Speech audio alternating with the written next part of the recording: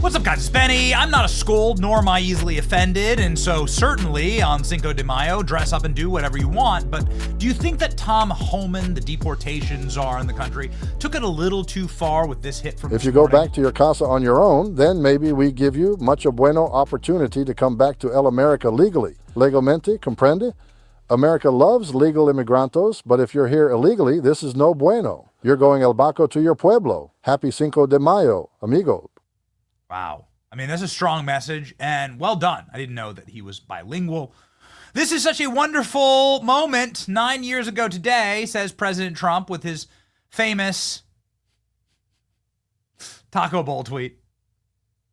The first one was a meme. This isn't a meme, actually. This is President Trump eating the taco bowl in Trump Tower with the photo of Marla Maples, his wife, in a bikini under the taco bowl. That's just called an alpha move. This is one of the more viral posts in history. 99,000 reposts, 152,000 likes. It's the golden era of X. And this is the golden era of America, ladies and gentlemen, as sanctuary cities all around the country have canceled their Cinco de Mayo parades. Well, I mean, it's going to be a lot less noisy and a lot less problems for various communities and neighborhoods. Cinco de Mayo happens to be a particularly deadly time in major Latin boroughs of Chicago and New York and Los Angeles. Just go ask the authorities. It's been well documented. What's not well documented are the criminal aliens that are, getting deported all throughout the country. And the Trump administration is using gatherings of criminal aliens to nab them up and deport them. Like this happened in Boston outside of the courthouse for an ICE hearing. New video obtained from defense attorney Murat Erkan showing the aftermath of his client Wilson Martel LeBron after ICE agents took him away last Thursday.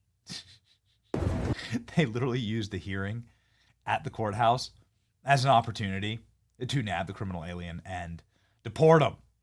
And now, Cinco de Mayo celebrations all throughout the country are being seen as potential deportation opportunities for that exact thing to happen. Sanctuary City of Chicago just canceled annual Cinco de Mayo parade to protect criminal aliens deported by Trump.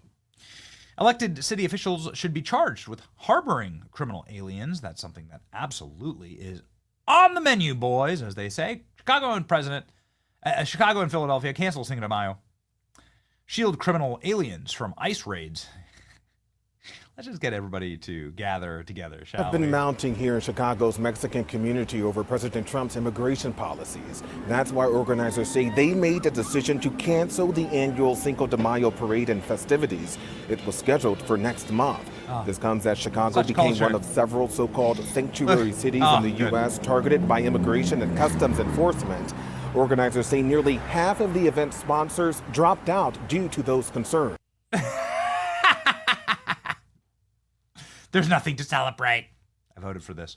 Organizers cancel West Side Cinco de Mayo parade after fearing Trump's immigration policies. No one's even sponsoring it. Of course, the problem with this parade wasn't actually the deportations. If you dig just a little deeper, you'll find that the Cinco de Mayo parade last year, when Joe Biden was bringing hundreds of millions, tens of millions of criminal aliens into the country, was canceled because it was insanely violent. They canceled it last year to try and keep residents safe from the gangland executions that were happening during Cinco de Mayo. So, okay, crime war. They're blaming Trump on this, and they're not blaming the actual problem. And, well, maybe the problem will take care of itself. DHS, in honor of Cinco de Mayo, has offered $1,000 to criminal aliens to leave the United States and self-deport. It'll save the taxpayers 70%. It currently costs $17,000 to arrest, detain, and deport somebody. Paying for flights and stipend will cost just $4.5. Well. What a wonderful strategy and policy to roll out on Cinco de Mayo. Self-deportation is the safest, most cost-effective option to get these illegal aliens out of our country. This also preserves the option for them to potentially come back the legal right way and live the American dream. Okay. DHS making moves, baby. Good morning to you. Thanks for coming on here. Give us the sense of what this idea is born out of and how many people do you believe could be attracted to it?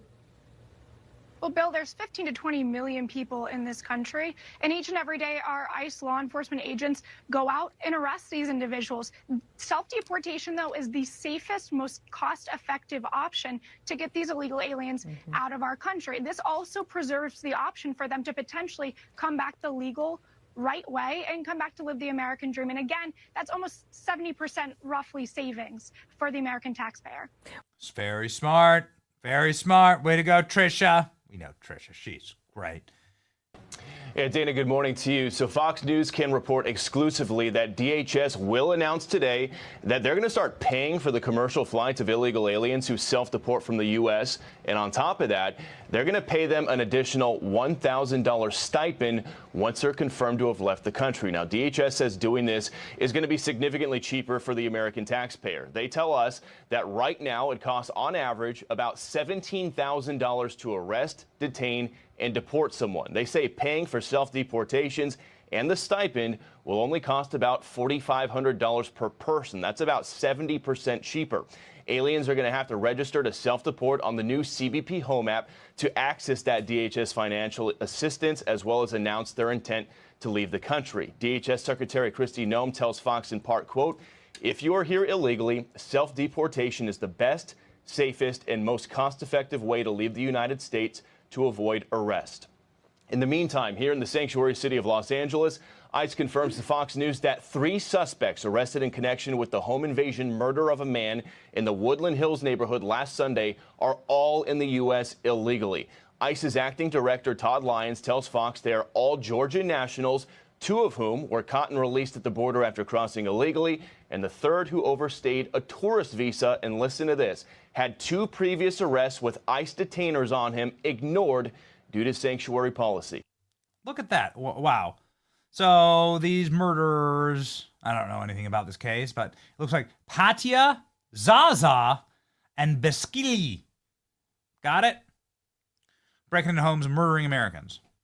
I can't wait for Democrat senators to go find Zaza in the terrorism detainment center and have margaritas with him. Maybe braid his hair, take him on a romantic moonlit stroll. This was romantic, watching CNN have to do this story. It is May 5th, and that means Cinco de Mayo, Wolf, a holiday that celebrates Mexico's victory over France. But some, in the Battle of Puebla, I should say, but some communities have canceled or scaled back cultural events because of President Trump's crackdown on illegal immigration and the fear among many Latinos that they could be arrested. Well, ladies and gentlemen, this is absolutely the headline of the day, $1,000 to self-deport DHS. It'll save us a ton, and also, I mean, it's going to be millions if you talk about the value to the taxpayers of the welfare state that is lavished upon these criminal aliens so that they will vote Democrat in perpetuity. Yeah, this is a great plan. This is what I voted for. Happy Cinco de Mayo. See ya!